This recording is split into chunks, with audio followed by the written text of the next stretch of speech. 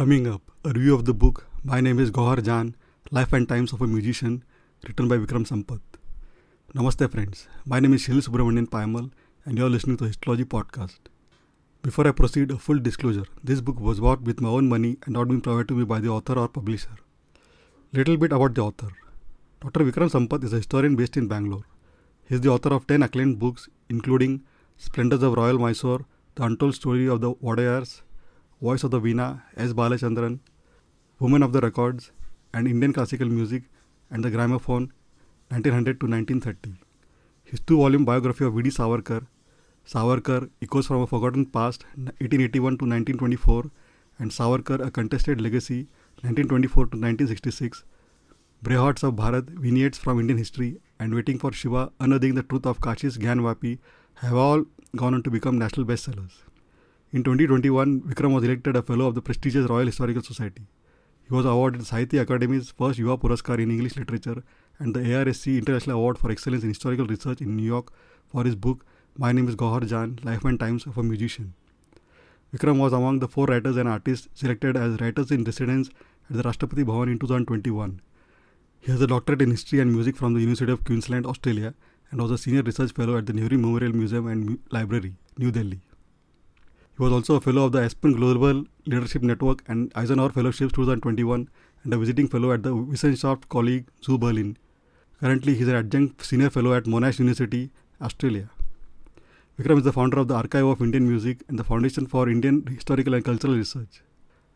Let me read a brief description of the book. Quote, My name is Gauhar Jaan. The earliest recordings of Indian music are characterized by this high-pitched announcement made towards the end of the rendition. This declaration epitomized a milestone in the history of Indian classical music, one that would forever change its content, structure and style.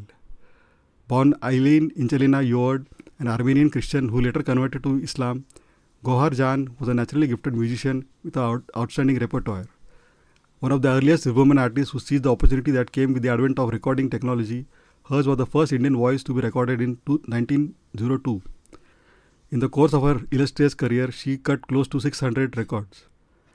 The book traces the story of her life with all its attendant myths, legends and lore, some of which are recorded, some apocryphal, as well as the times during which she lived and made exquisite music.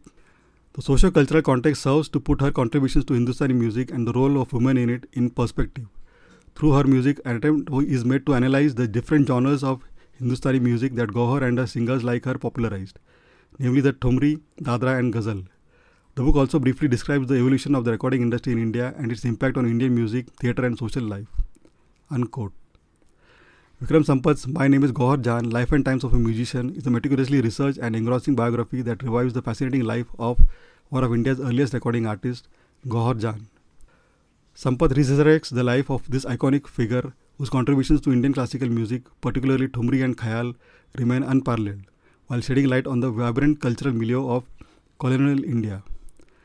Sampath skillfully weaves her personal triumphs and struggles, her rise to fame, tumultuous relationships and eventual decline against the backdrop of a changing India under British rule. Gauhar's story is one of resilience as she navigated societal prejudices, gender constraints and the shifting dynamics of patronage in a rapidly modernizing world. Let me quote a paragraph from the book. Quote, The class of neo-literate Indians armed with modern English education in schools set up by Christian missionaries freely embraced Western ideals. They began to look down upon various aspects of their own culture and traditions, especially the performing arts, which were now seen to be synonymous with a debased and debauched feudal setup dominated by tawaifs, prostitutes, nawabs and zamindars. Coincidentally, from this very same class of neo-literate Indians emerged the various social reform movements and the freedom movement. They too held the tawaif in utter contempt. Unquote.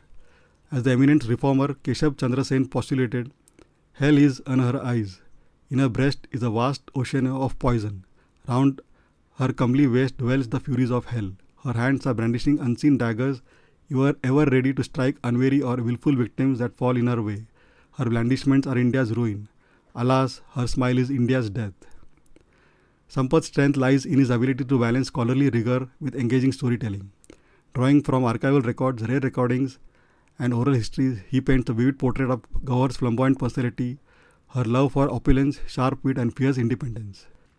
The book also delves into her pioneering role in the recording industry, where her voice, preserved on earlier gramophone discs, helped democratize music and immortalize her legacy. Sampath's description of the kothas, musical soirees, and Gauhar's performances are evocative, transporting readers to a bygone era of artistic splendor. Conclusion. My Name is Gauhar Jaan is a landmark contribution to India's cultural history.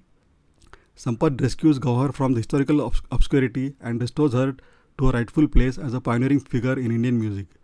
It is not just a biography, it is also an ode to a lost world of musical excellence and female agency. Sampath's passion for his subject and his meticulous research make this a must-read for lovers of music, history, and stories of bold, boundary-breaking women.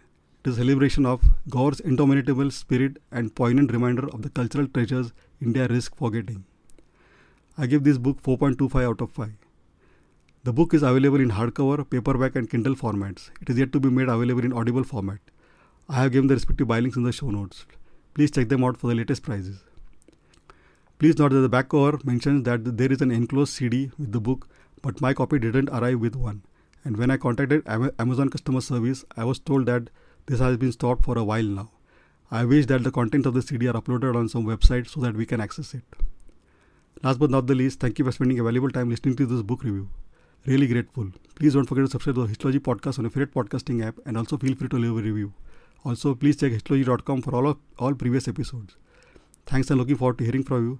Take care and bye.